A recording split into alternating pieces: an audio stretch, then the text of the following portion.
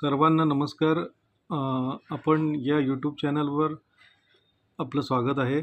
या व्हिडिओमध्ये कुरोपूर संबंधित माहिती असणार आहे आणि त्याचबरोबर कुरोपूरमध्ये आत्ता जो नवीन रस्ता जो ब्रिज येण्यापूर्वी बांधला आणि नवीन ब्रिज जो कृष्णा नदीवर बांधलेला आहे तो सुद्धा या व्हिडिओमध्ये मी दाखवणार आहे. जेव्हा केव्हा आपण कुरोपूरला जाल तर मुख्य मंदिरात फोन हा अलाउड नाही आहे आणि ही जी मूर्ती आहे ही कुरोपूरचं मेन गाभाऱ्यात आपल्याला या मूर्तीचे दर्शन होते. ही मूर्ती जी आहे ही खूप मोठी मूर्ती आहे. रायचूर या शहरापासून कुरोपूर हे 25 किलोमीटर अंतरावर आहे. पूर्वी अतकूरच्या मार्गे कुरोपूरला जावं लागायचं. आता याप्पलतिडी या गावापासून जावे लागते आणि याप्पलतिडीलाच नवीन रस्ता हा बांधलेला आहे आणि रायचूरच्या शक्तिनगरपासून ते याप्पलतिडी इथपर्यंत आपल्याला जवळजवळ पाऊण तास लागतो. रायचूर हे कर्नाटक राज्यामधील मुख्य शहर आहे. रायचूर शहराजवळ जो मेन हायवे आहे तो एक हैदराबादला जाण्यासाठी एक आहे आणि दुसरा जो हायवे तो मंत्रालयाला जाण्यासाठी आहे. रायचूर स्टेशनला आपण उतरलो की स्टेशनच्या बाहेर डाव्या दिशेला उडुपी हॉटेल आहे. स्टेशनच्या समोर GRR लॉज म्हणून आहे, राहायचं हॉटेल आहे. इथे बरेच जण कुरोपूरला जाण्यासाठी इथे मुक्काम करतात या हॉटेलमध्ये आणि मंत्रालयाला जाण्यासाठी सुद्धा इथे मुक्काम करतात. आणि GRR लॉजच्या समोर उडुपी हॉटेल आहे. ते सकाळी 6 वाजल्यापासून ते संध्याकाळी 6 वाजेपर्यंत इडली, उपमा, डोसा, उत्तप्पा, नंतर व्हेज पुलाव, बिर्याणी हे सगळं मिळतं आणि नाश्ता आणि जेवण हे उत्तम आहे इथे. आणि पुढे तुम्हाला एक हॉटेल कृष्णम म्हणून एक व्हेज रेस्टॉरंट आहे. तिथेसुद्धा साऊथ इंडियन आणि जेवण मिळतं, जे स्टेशन रोडला आहे. इथून साधारणपणे 1 किलोमीटरच्या अंतरावर आहे स्टेशनपासून. आणि आता आपण चाललेलो आहोत रायचूरपासून कुरोपूरला. रायचूर ते वाटेमध्ये सिटीचा रायचूरचा फोर्ट येतो आणि हा फोर्ट आहे रायचूरचा मेन सिटीतला आणि मार्केट पण त्या फोर्टच्या जवळ आहे. इथून आपण जे चाललेलो आहोत ते रायचूरचं जे शक्तिनगर एरिया आहे, तर जो कुरोपूरला जायचा रस्ता आहे तो शक्तिनगरपासून आहे. टॅक्सीवाले जे आहेत ते आता नवीन रस्त्यावर जे घेऊन जातात तर ते शक्तिनगर एरियावरून ते घेऊन जातात. शक्तिनगरच्या एरियाच्या पुढे सगळं आसपास असं शेत पण आहे, हिरवळ पण आहे. आणि शक्तिनगरवरून पुढे जो मेन रस्ता जो आहे कुरोपूरला जाण्यासाठी ते याप्पलतिडी म्हणून एक गाव आहे. तिकडे नवीन रस्ता आत्ता तो बनलेला आहे कुरोपूरला जाण्यासाठी. तो पहिला रस्ता आपल्याला दिसेल थोड्या वेळाने. बाकी आसपास आत्ता हे जे शक्तिनगरचा हा जो एरिया आहे इकडे आसपास सगळं शेत आहे, सर्व सुंदर दिसतंय, आपण बघू शकताय. आपण हे जे शेत पाहत आहोत हे तांदूळाचं शेत आहे आणि वाटेत आपल्याला हे बऱ्याच ठिकाणी हे थोड्या थोड्या अंतरावर हे आढळेल. आणि नंतर इकडनं शक्तिनगरवरनं एकदा निघालो की मग याप्पलतिडी हे गाव लगेच येतं.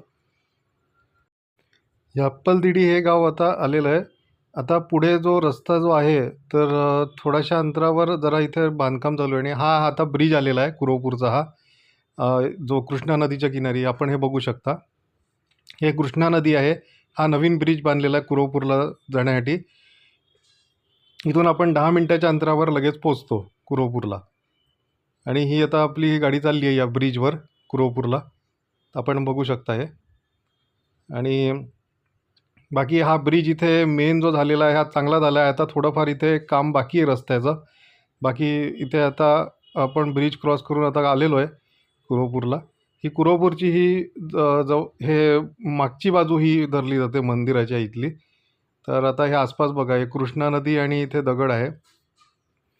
तर ऑक्टोबर ते मार्चच्या महिन्याच्या दरम्यान इथे पाणी असतं. बाकी एप्रिल मे महिन्यामध्ये थोडंफार इथे ओहोटी असते आणि पाणीचं स्तर जरा कमी असतो. समोरच्या बाजूला आपल्याला विठ्ठल बाबा आश्रम दिसतोय आणि इथे मेन तेलंगणा बॉर्डर आहे समोरच्या साईडला.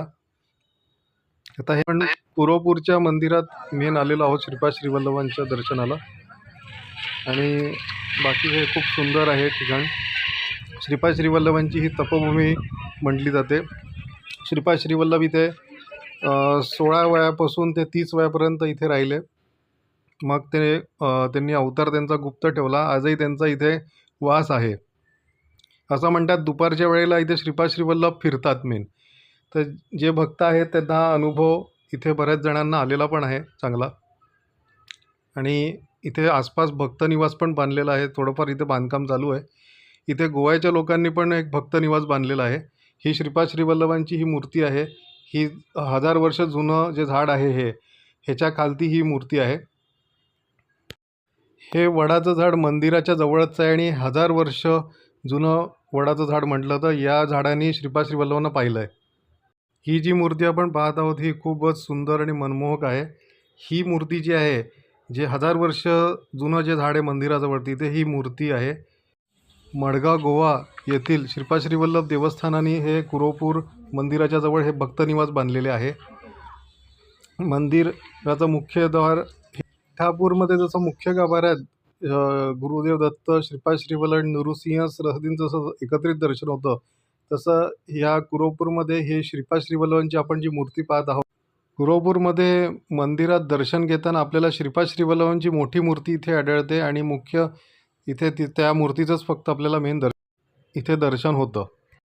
आपण आत्ता जी श्रीपाद श्रीवल्लभांची मेन मूर्ती जी पाहिली त्याच्यासमोर दत्तांची सुद्धा लहानशी एक मूर्ती आहे, त्याचंसुद्धा आपल्याला दर्शन होते. 1000 वर्ष जे जुनं वडाचं झाड आहे त्याच्याजवळ ही टेंबेस्वामींची गुफा आहे. पूर्वी इथे नागांची वस्ती होती. टेंबेस्वामींनी त्यांना विनंती केल्यामुळे नाग तिकडनं निघून गेले आणि टेंबेस्वामी इथे या गुहेत होते. त्यांनी तपश्चर्या केली कुरोपूरमध्ये. जेव्हाही आपण गुहेमध्ये जाऊ आतमध्ये आपण आपल्याजवळ टॉर्च ठेवावी आणि रांगून जरा डोकं सांभाळून तिथे आपल्याला जावं लागतं. त्यामुळे तुम्ही अवश्य तिथून सांभाळूनच जा. पूर्वी कुरोपूरला येणारे बरेच भक्त जे आहेत ते बोटीने यायचे. अतकूर गावाहून ते विठ्ठलबाबांच्या आश्रमात उतरून समोर बोटी असायच्या तिकडे मंदिरात जायचे.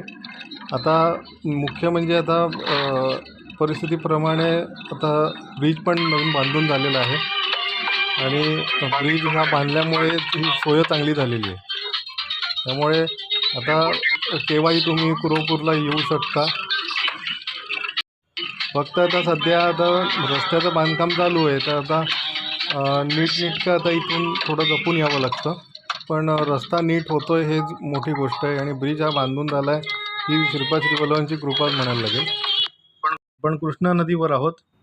आपण पाहत आहोत इथे ही पिंड आहेत, 12 पिंड आहेत. हे 12 ज्योतिर्लिंग म्हणतात. ही इथे श्रीपाद श्रीवल्लभांनी तपश्चर्या केलेली आहे आणि इथे जे दगड आहेत त्यातला एक जो दगड आहे इथे श्रीपाद श्रीवल्लभांनी 12 सूर्यनमस्कार घातलेले.